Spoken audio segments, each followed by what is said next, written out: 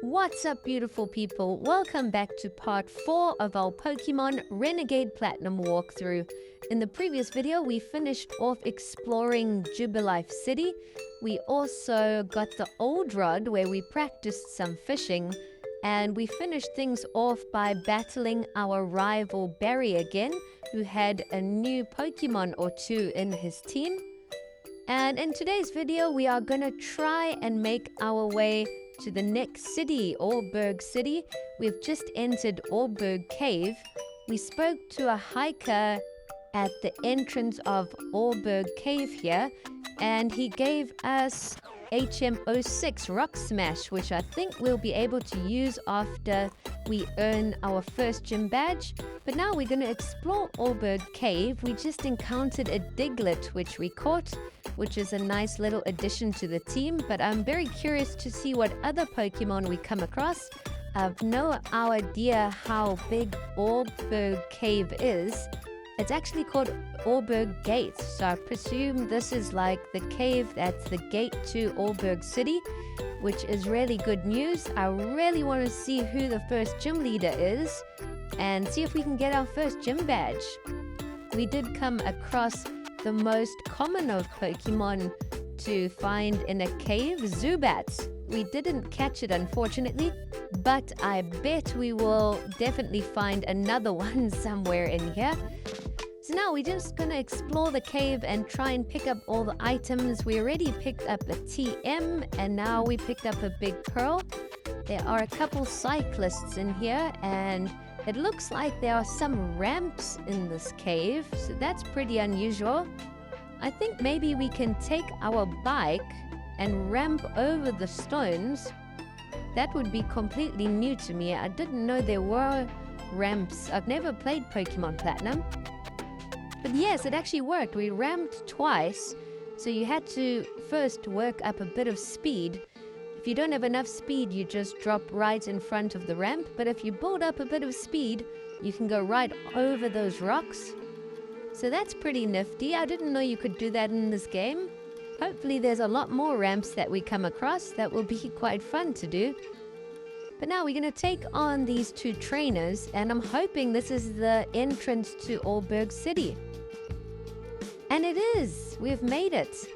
So let's see what Oreburgh City has on offer. We'll try and explore it thoroughly and see if we can take on the gym leader. As we enter, someone gives us an item, and he said he's going to show us where the gym is, which is perfect. And it looks like Barry is already here.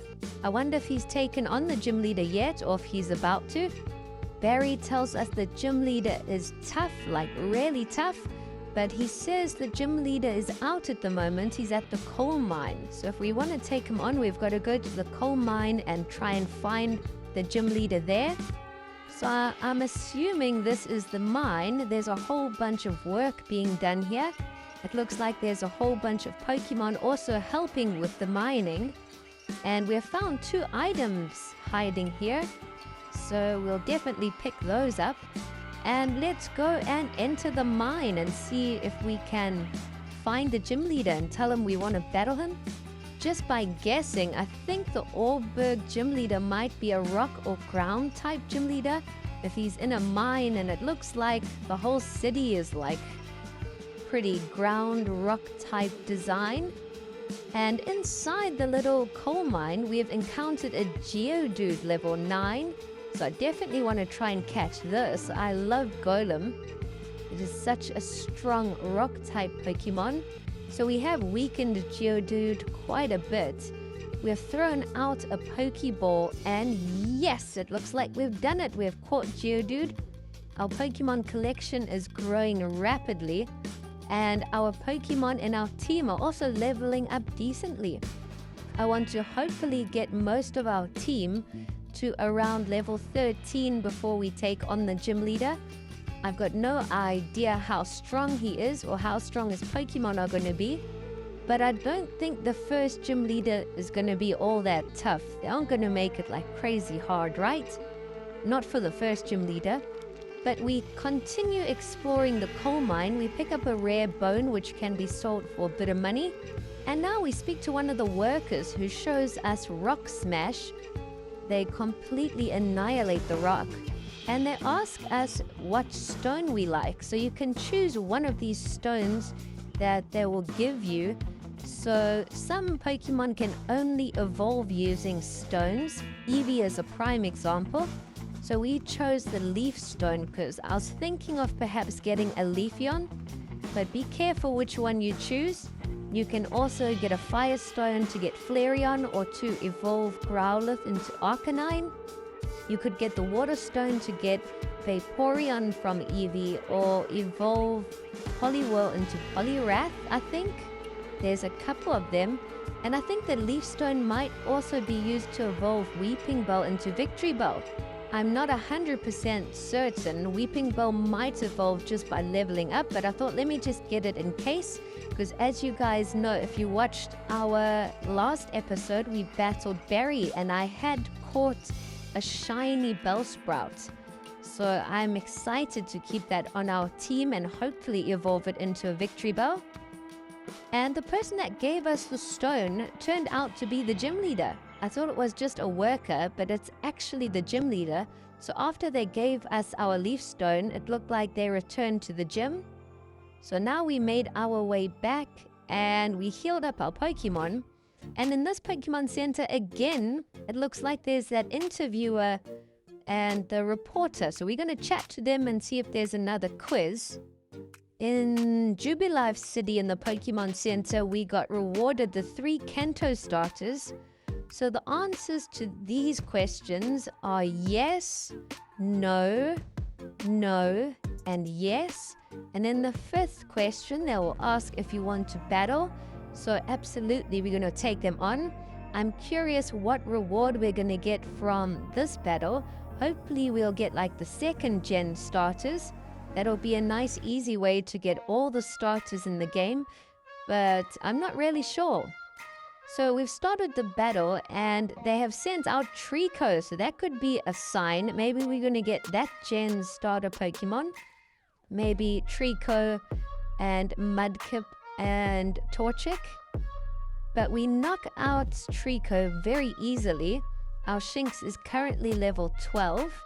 And the next Pokemon they're sending out is Torchic. So we're going to send out Squirtle, our water type. But yes, I'm pretty sure we're going to get these starter Pokemon now as a reward. And which of these 3 is your favorite? This is quite a tough one. I think Mudkip is probably the fan favorite. But I do love Torchic and Blaziken. I'd probably have to go with Blaziken to be honest. But Squirtle is doing a fantastic job. I think if we attack it once more, we might be able to knock it out. And yes, super effective. We knock out Torchic. And the reporter's final Pokemon, of course, is Mudkip. So perfect time for us to swap in a grass-type Pokemon. And as you can see, our Bellsprout is probably the strongest Pokemon in our team now. It's currently at level 16 and it's about to level up again. We one-shot Mudkip and level up to level 17. I hope Bellsprout will evolve soon. That will help us a ton against the gym leader. But we defeat the reporter. And yes, it looks like those 3 starter Pokemon are our gifts. So you do get Torchic, Trico, and Mudkip. If you've been wanting to add one of those to your team, make space in your party and go and collect them. But now it looks like we can do a bit more exploring around Oreburgh town. We kind of skipped the whole town, rushing to try find the gym leader. But now that we have completed that, we can take our time and actually come and talk to everyone. See if there's any items or side quests, or if anyone has any Pokemon trades they would like to do. This kid just gave us some Pokeballs, which is always handy. And that's about it in this house, but it looks like it's quite a big building. I want to try and explore every building, like either clockwise or counterclockwise, so I don't forget where I have been. So here we've entered another house, and this is the move deleter. So if you need any moves deleted, go back and chat to him. There's also the Pokemart there. We're going to skip that for now. And it looks like there's 2 more buildings here.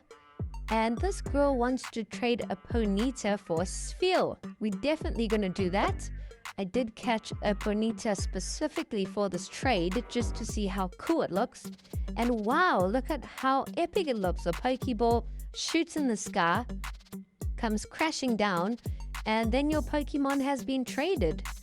And as you guys know, Sphere is actually a super strong water and ice type Pokemon. So we might actually keep it in our team for a while. I don't know. But I just wanted to do the trade just so you guys could see. But that is definitely an awesome Pokemon to consider playing the game with. We head upstairs and try and chat to everyone else. There is a guy upstairs here who wants to see the Pokemon Geodude. So if you put Geodude in the front of your party, he will reward you with a Pokeball. But that's all there is to do in this house. At least I've shown you everything you can get there. But we have been beating around the bush for quite a while. I think it's time to take on the first gym leader. I think we're ready. I've done a bit of training off camera. I feel confident in my team. And we enter, there's 2 trainers that you can battle. And here we find the gym leader. It's the same gym leader from the coal mine. And it's Gym Leader Roark. He is a rock type gym leader. So we were correct about our guess. And our first Pokemon we have sent out is Bellsprout, who is now level 19. Gym Leader Roark has gone with Nosepass, and Nosepass is only at level 15, so I think we've got a big advantage. If you guys know your typings, rock-type Pokemon are very weak against water and grass attacks. So if we can land another Razor Leaf, we should be able to knock out Nosepass. And we do, it's super effective. Roark is already 1 Pokemon down. I did see that Roark has a full team of 6 Pokemon, which is really surprising. As you guys know, in Renegade Platinum, the difficulty is a lot higher than your regular Pokemon Platinum. Normally for the first gym leader, they might have like 2 or 3 Pokemon, maybe 4. But in Renegade Platinum, they've got a full team. And Gym Leader Roark sent out a Geodude next. It one-shotted my Bellsprout, surprisingly. But then we sent out Squirtle to knock it out. So we have taken down 2 of Gym Leader Roark's Pokemon, and we have only lost 1. Next up, we're going to send out Larvitar, who is the newest addition to our team. And Gym Leader Roark has sent out Cranidos, which is like the dinosaur Pokemon. It does have a super strong attack, so we got to be careful about that. If we can attack first, we might be able to knock it out, but Cranidos' speed also just got a bit of a boost. Cranidos used Rock Tomb on Larvitar and knocked us out. So this Cranidos can be an absolute weapon. You've got to try and knock it out quickly because it gets a speed boost every time it uses that move. Next up, we send Squirtle. We're not messing around. We're going to try and knock it out as quickly as possible. But Cranidos just one-shotted our Squirtle with an electric attack. I had no idea Cranidos could learn an electric attack. So this is going to be a lot tougher than I thought. Next up, we're going to send out Charmander, who's at a disadvantage. But we hit it with a metal attack, and it does the job. We knock out Cranidos with Charmander. I never would have thought that because Charmander is weak to rock and ground types. But next up, they're going to send out Bonsly, which is the grass and rock type. So our fire attacks might actually be a bit effective. Let's try out an Ember and see how it does. Okay, so Ember is not very effective. We're going to have to try hit it with a different move. Maybe try our Metal Claw. And that seems to do a little bit more damage. It's super effective. But I think Bonsly's defense is really high. Okay, so Charmander got knocked out, and now we're going to send out Machop. As you can see, we've got a shiny Machop added to our team. We've got 2 shinies already, which is pretty crazy. And Machop just one-shots Bonsly. So Machop is an absolute weapon against this gym leader. I think without Machop, we would have been in trouble. Gym Leader Roark sends out Onyx next, a famous rock-type Pokemon. But our Machop just one-shots it with its strong fighting-type moves. We gain a ton of experience. And now it's down to Gym Leader Roark's final Pokemon, which is Larvitar. When Larvitar is fully evolved, it is an absolute menace. But for now, Larvitar hits Machop with a bulldoze. We hit it back with a low kick, and we one-shot it. It's super effective. Our Machop has leveled up to level 17, and we've done it. We've defeated the first gym leader, Gym Leader Roark, and we've earned our first gym badge. Woohoo! That was really tough for our first gym badge. I wasn't expecting the battle to be this hard, so I definitely know what to expect in this game. The difficulty is up there. You don't want to underestimate this game. But we received our badge and a TM. We're going to heal up our team now and then end things off here and continue our adventure in the next one.